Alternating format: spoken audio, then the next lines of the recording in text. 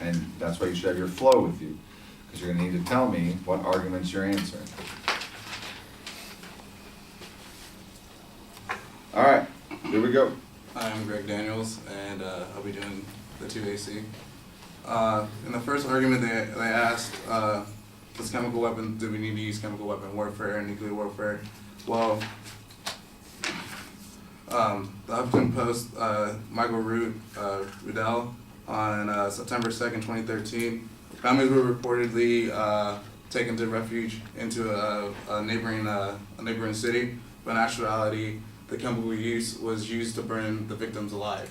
There was a reports of 26 children bodies found, and also 21 women's bodies found in the chemical usage. You guys also asked terrorist groups why should we use them? Well, the terrorist group is Syria. A terrorist group in Syria could feel empowered to plan international attacks. The meltdown of Syria states is empowering terrorist groups and could ultimately give the freedom to plan international acts, as the chaos of Afghanistan did in the 1990s for the Al-Qaeda. If we do not send a message, there will be an increase of chemical weapons. The Syrian government, by all appeals, used by the nerve gas to kill hundreds of its own citizens, used by the United Nations. If it passes without a response, there will be this will not be the last time you'll see chemical weapons in the use of the battlefield. Chemical weapons are not only appealing to the dictators, refusing the relinquish power, but they are also making an appearance in other wars, and their ideal, which is the manufacturer for the terrorist group.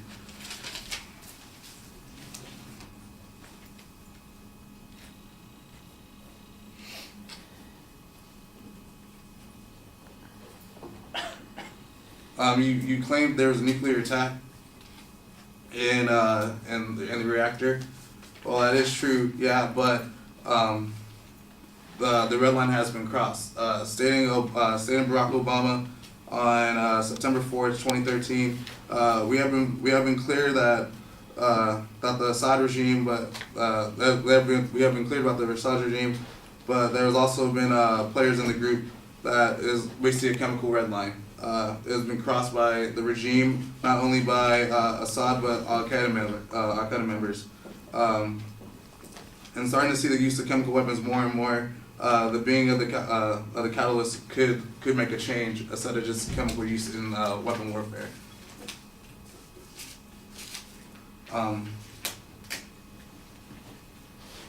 And also, you stated that a set of chemical fire. Well, Sarah V. Gardner, a published writer of OpenNews.com, an attack of chemical weapons took place on August 21st, which killed over just reportedly 355 people. According to the attack, the regime can make duplicates of the first strike, and also it could change the status quo and what it was happened to be under the Bush administration at the time in the 1990s.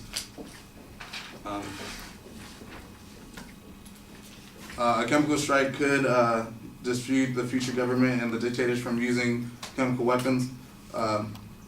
Others have suggested that we aim and dispute hypothetical future governments from engaging in chemical warfare. The other goal here is to deter dictators in 2022 from using chemical weapons on a mass scale against civilians, said Representative Brad Sherman of the Washington Post, representing California. And now I am open for cross-examination.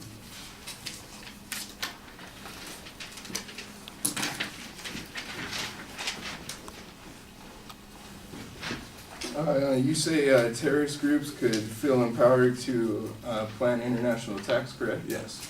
Why is this more likely if we strike or if we don't strike? If we strike, we will most likely stop the international attacks and the warfare. And if we do not strike, they're going to attack either way. They're going to hit more than just one nation. They're not just going to hit just America. They'll go hit Korea. So terrorists want to attack us if we attack Syria or if we don't attack Syria? If we attack Syria, either way. If right? we attack Syria, we can stop what the attack could prevent. Okay. Increased weapons use, you say, around the world, basically. Do you have the source citation where you got that from? Because I didn't hear it. What?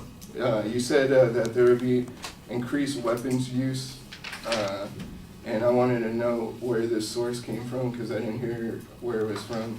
What's the point? Did you hear that at? I think it was B after the terrorist group.